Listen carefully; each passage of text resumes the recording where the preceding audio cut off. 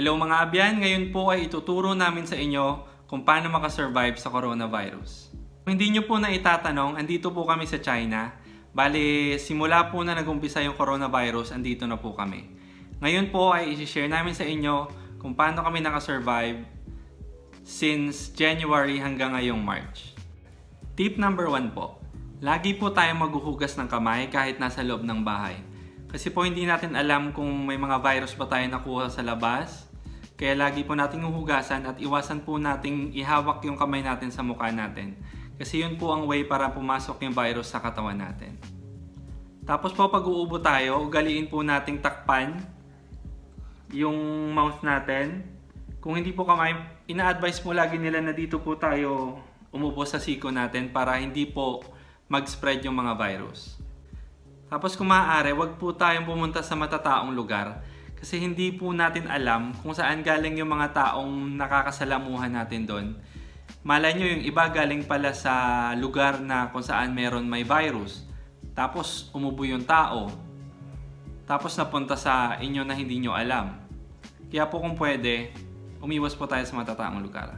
Iwasan po muna natin yung mga events, yung mga gatherings.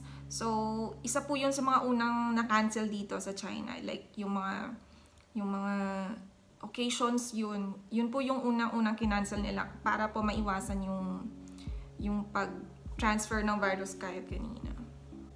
At last po, kailangan nyo pong uminom ng vitamins. As much as possible po, yung mga vitamins na ginagamit nyo po yung magaganda. Ito po yung iniinom namin, yung sa GNC.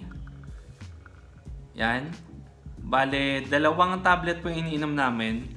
So that would be 2,000 milligrams every day para po mapataas yung immune system namin. Tip number 2, kung ano po yung kailangan nating bilhin para malinis yung sarili at ang ating bahay. Una po is yung alcohol. So pwede po tayong bumili ng 2 alcohol, wag po tayong mag-hoard. Kung hanggat maaari, tirahan din po natin yung iba. Next is yung disinfectant spray. So ito po yung binili namin. Makikita niyo po, kills colds and flu virus. So ito po yung ginagamit din po sa mga hospitals. Ayan po, nakalagay hospital grade disinfectant. So napakaganda po nito kasi nade-disinfect niya po talaga yung buong bahay. And then yung bleach and all-purpose cleaner. Yun din po pwede natin gamitin para panlinis ng mga surface ng bahay. And face mask. Face mask po. Ito po yung ginagamit natin para kapag umubo po tayo, dito na po siya mapupunta sa face mask.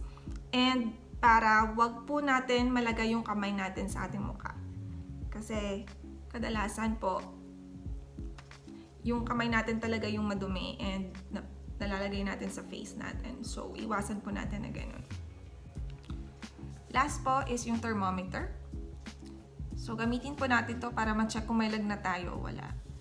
Kung may lagnat po tayo, automatic punta na po tayo sa hospital para ma-check po kung may nCoV tayo or wala. Tip number 3. Mga kailangan po natin gawin bago umalis ng bahay.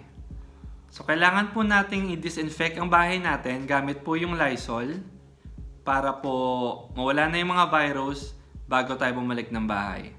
Tapos magdala po tayo ng alcohol at ng face mask. Tip number 4. Pag nasa labas na po tayo, siguraduhin po na i-disinfect po muna natin yung mga bagay na hinahawakan natin. So, yung purpose po ng alcohol na binili natin. Kaya po maliit siya and pocket size and kung pwede, yung spray kasi isi-spray po natin siya sa surface ka.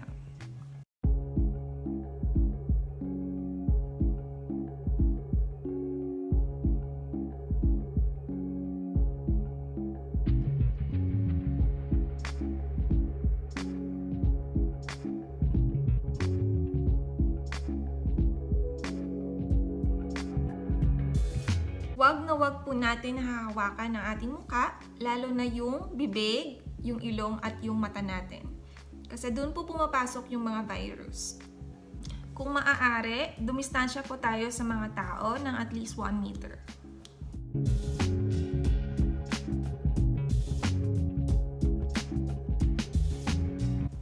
Tip number 5. Pagbalik nyo po ng bahay, hubarin po agad lahat ng sinuot nyong damit at laban nyo po agad para mamatay po yung mga virus na andon. Maligo na din po kayo para bago po kayo makipagkwentuhan sa mga pamilya nyo, malinis na po kayo. At pagkatapos, yung mga pinamili po namin na pagkain o kahit anuman pong pinamili nyo galing sa labas, sprayan nyo po ng alcohol o hugasan nyo po agad. Tip number 6. Kung may mga sintomas na po tayo ng pag-ubo at lagnat, wag na po tayong magdalawang isip na pumunta ng ospital para wag na po tayo makahawa ng ibang tao. So yun po yung 6 tips na nakatulong po sa amin na makasurvive dito sa China at sana po makatulong din sa inyo dyan sa Pilipinas. Message po namin sa mga kababayan namin, sana po wag po kayong paghinaan ng loob. Naintindihan po namin na natatakot din po kayo. Kami po dito takot na takot din. Pero kailangan po maging positive po tayo. Hopefully po yung mga tinuro namin makatulong din po sa inyo.